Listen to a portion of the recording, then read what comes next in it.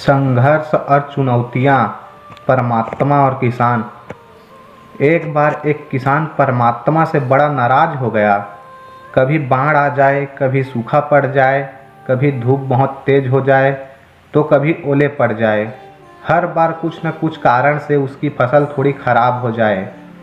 एक दिन बड़ा तंग आकर उसने परमात्मा से कहा, देखिए प्रभु, आप परमात्मा हैं, लेकिन लगता है आपको खेती बाड़ी का ज़्यादा जानकारी नहीं है।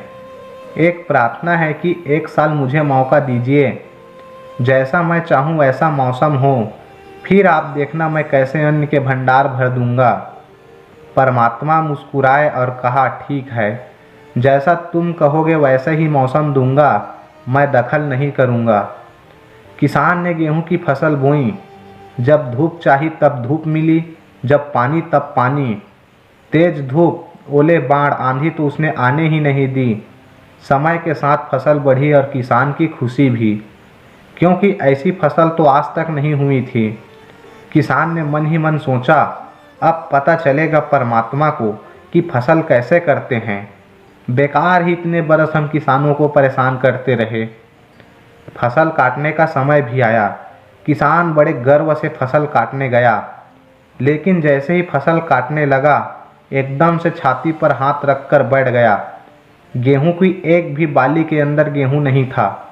सारी बालियां अंदर से खाली थी।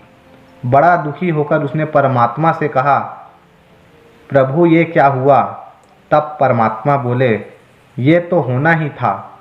तुमने पौधे को संघर्ष का जरा सा भी मौका नहीं दिया, न तेज धूप में उसको तपने दिया, न आंधी ओले से जूझने दिया। उसको किसी प्रकार की चुनौतियों का एहसास जरा भी नहीं होने दिया। इसलिए सब पौधे खोखले रह गए। जब आंधी आती है, तेज बारिश होती है, ओले गिरते हैं, तब पौधा अपने बल से ही खड़ा रहता है।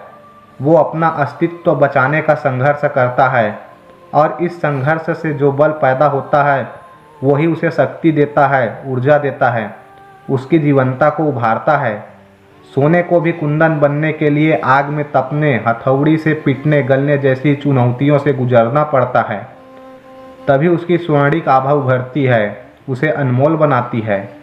उसी तरह जिंदगी में भी अगर संघर्ष ना हो, चुनौती ना हो, तो आदमी खोखला ही रह जाता है।